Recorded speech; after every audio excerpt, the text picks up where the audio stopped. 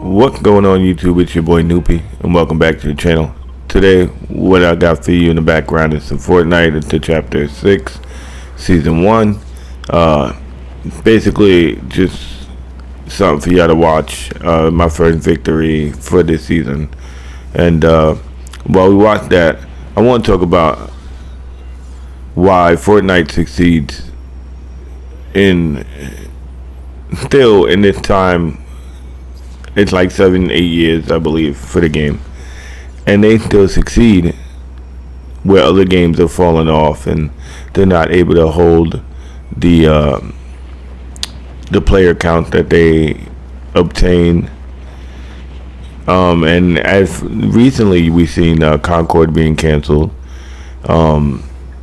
almost immediately, right? And then we have other games that have been out, yes, longer than Fortnite, and to an extent had held many players consistently, but I wouldn't say it was stable, right? And not to say Fortnite is stable, but they always retain they know when it's time to switch something up and do better with the content. The problem, right, like, cause let's put that out there with I know I upload a lot of Call of Duty Black Ops 6 content because I picked it up as a brand new game.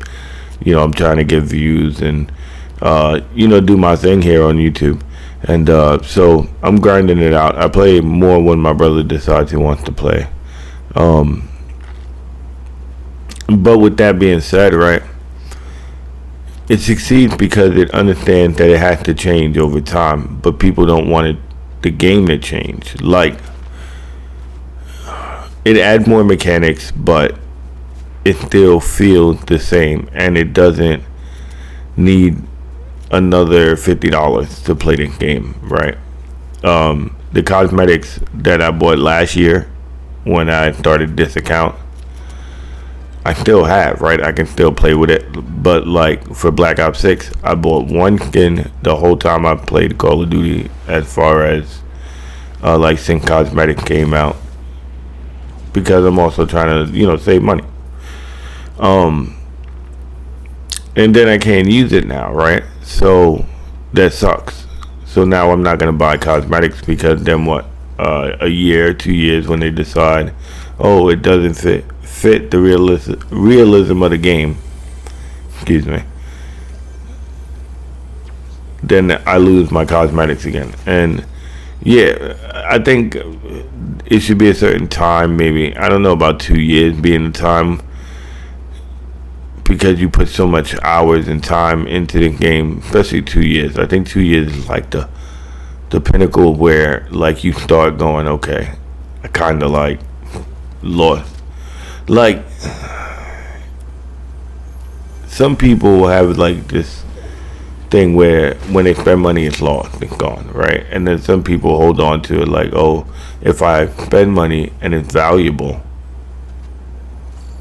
like my time was valued by the money I spent, then it's worth what I spent.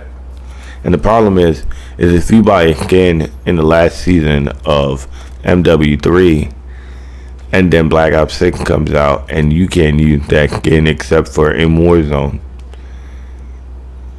right? And some people don't play Warzone, right? Like, I don't play it much. If you look at my channel, I really don't play it. I think I tried it out like the first day, but because what my main issue with Black Ops 6 is the map sizes.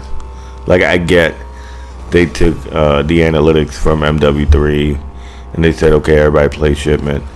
That's because they also had other maps that people can spread out to when they finish grinding their camos, to test out their guns in more range and tactical ways.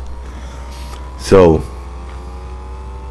now we got in Black Ops 6, the movement is fast, or fast as it's been, I believe.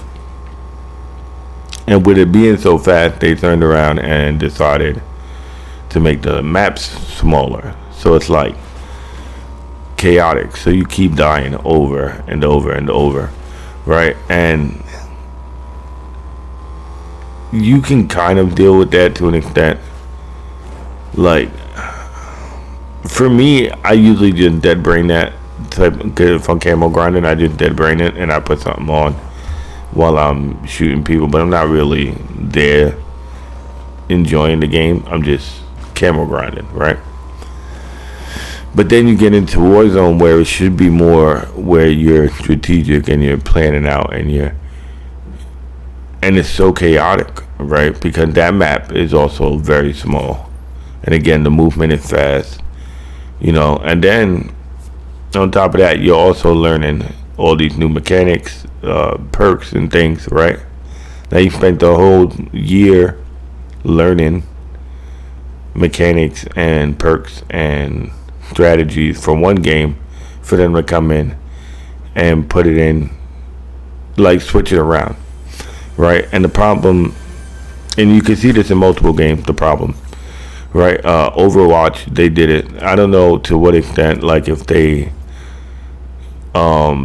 you couldn't use cosmetics or certain cosmetics or whatever, but then it was like, I believe Overwatch you had to pay for, which was probably the reason I didn't try it out, because I wasn't like gonna go spend money on a game I didn't think I was gonna play as often. And then the second one went free to play. By the time it went free to play at the second one, I really wasn't into that sort of game anymore. Mainly because I may have been playing other games. I usually take a break from like Call of Duty and Fortnite. And with Fortnite, I usually just grind to whatever the max level is, or as of recently to wherever I can get the max V-Bucks for the Battle Pass. And then I grind my Call of Duty, right? And that's the thing that also the problem is being forced to make decisions on what game to grind, right? And every game now comes with this, like, if it's not the game itself being grindy, like mechanically, then it's a battle pass attached to that game that makes you basically have to play grindy. Like, you have to grind the game out consistently, right? So because they want replay value, they want consistent players. Now, is that good for every game? Not at all. Fortnite, they figured out the formula, right?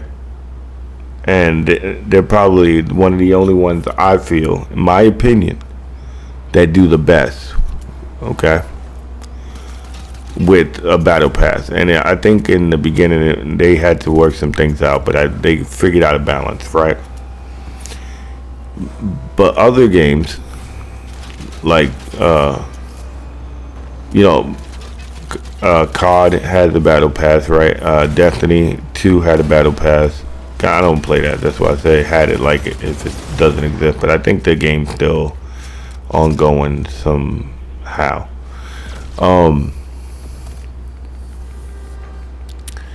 So now you have to compete with, like, okay, what game do I play? Because I have to grind out certain things, right? Like, if you're me, and I've limited my Fortnite play to just grind it out to whatever, like I said before, my V-Buck Mac grind is or whatever.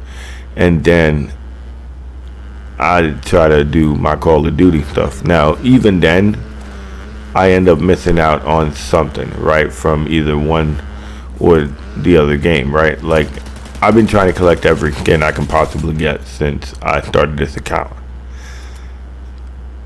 just so I can look back at it later and, have something nice.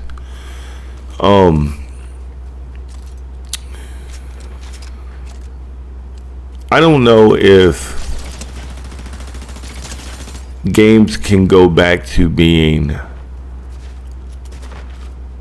good as and it may be just nostalgia, because I don't think any game we really go back to is that good as what we remember it to be, right? And I mean, like, even if you played the game right now, one for one for what you remember it for, it's not gonna feel the same because you're you're always getting used to a different mechanic, a different style, a different command, right? So you go back to these other games, now you gotta relearn it. It doesn't feel nostalgic the way you felt the game was or should have made you feel, right? And I think that had to do with time, right? Like if you don't time it right under certain circumstances, it won't feel nostalgic or necessary, and more of why did they do this, right? Also understanding what's in the market, right? When it comes to games that you're trying to figure out as a game developer or a game designer, I'm not sure which one decides the build of the game or what kind of game they're building, but whoever decides that, I don't believe are taking the time to say, okay, this is in the market and according to what we see, right? Because there's multiple games that are built the way other people are building games for the future, right? And what I mean by that is basically, for instance, you got Paladins, you had Concord, right?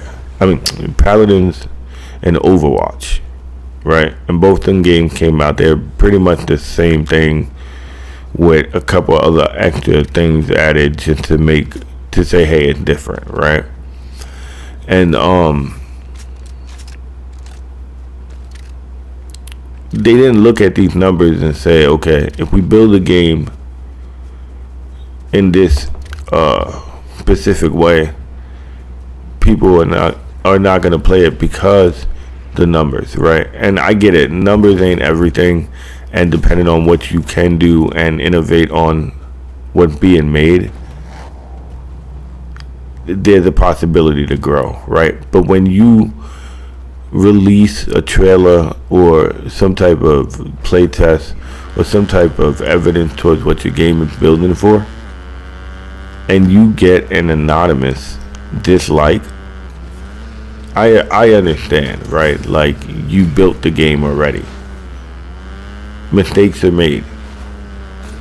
But do you release it to the public in that way? Or believing that they're going to buy it anyway because you published it? It's like, no. And I get it, right? Like, for years now, publishers have been on this build a halfway game, present it to the gamers, we play it, and then they continue to build on the game while we basically play test it for free, right? And I know play testing gets paid because I play tested a game and got paid for it. So the thing is, I think we're getting it's to the point where we need to say, okay, we're not accepting incomplete games. If you want to test your game out, then pay us for that. The other thing that bothers me is everything in every game, no matter what it is, has some form of microtransaction, some form of, hey, pay me more money than you paid already for the game. Like, if you gave me a complete full game from point A to point Z and said that's the full game, right, with possibility of DLC, and we have microtransactions for cosmetics only, maybe, yeah, that might be okay, right? It might be, I could deal with that because I know I'm playing a full game. I know I'm gonna get my value out of the money that I spent in order to play this game, right? But when you build a halfway game and say, hey, this is the game, but this is where we want it to be, and over time that's where it's gonna be. No, that's what your whole like time frame for you building a game is for you to build the game out, not for you to build something and say test it so we can test it for a year before it's actually like a game that we can actually play. And then by that point, is it a game that you design, or because of pandering and trying to hold player retention, you pander to the content creators and streamers who are either trashing your game or saying this would be better and that would be better. The game design and the game, like building a game, that's supposed to be what you're doing. That's supposed to be your like dream, right? I mean, for me, at some point, if I ever get there, or when I get there, right, it's one movie, one game, one book. That's my goal, right? And then one channel, this channel right here. So, and it's because you have to try everything once, unless you're me and you want to do content creation, and then you do it over and over and over until you finally get it. Who knows what's going to happen? But that's what life is about, taking risks and just putting yourself out there. I don't know, right? Like, I can't speak about people I don't know about in the form of their opinion or what they're willing to do unless they put it out there, right? Now, on this channel, it's always video games. No matter what we're doing, it will be always video games. And maybe some comedy content, because you need to laugh. Best medicine in the world, doctor said. But real quick, this last couple of thoughts is Fortnite succeeds because Fortnite understands timing and innovation, and understands that the player comes first, right? Giving players the ability to create was a big step, because that told players, do what you want and feel free. But whoever's designing stuff in Epic, I can't be sure, but what I could say is they're probably happier building games with the community where they can consistently see positive feedback over negative feedback, right? Because that, regardless of how anybody feels about it, you could ignore it, but you're going to see it, and it's going to affect you somehow as a game developer. Okay, so let's say this. Developers need to understand that we want full completed new games with actual story, actual content, and listen to a point. Take into consideration your fans' feeling on your game. I think it's crazy that you put out something for people and they criticize and you get upset about their criticism, but that's what you put it out there for. If you put something out and it doesn't get criticized, that means nobody watched it, nobody cares, right? But if they criticized it, they took them time out of their day to criticize it. So take all the hate, turn it to help, move on. But devs need to start cooking as far as building their games correctly. And on this channel, I'm going to be following Elon Musk and his he's building a video game company, subsidiary or sister company. I don't know what it is, but he's supposed to be building a company for better games. So I want to follow that and see where that goes. If you're interested, I'll see, catch me here, and I'll see you in the next video.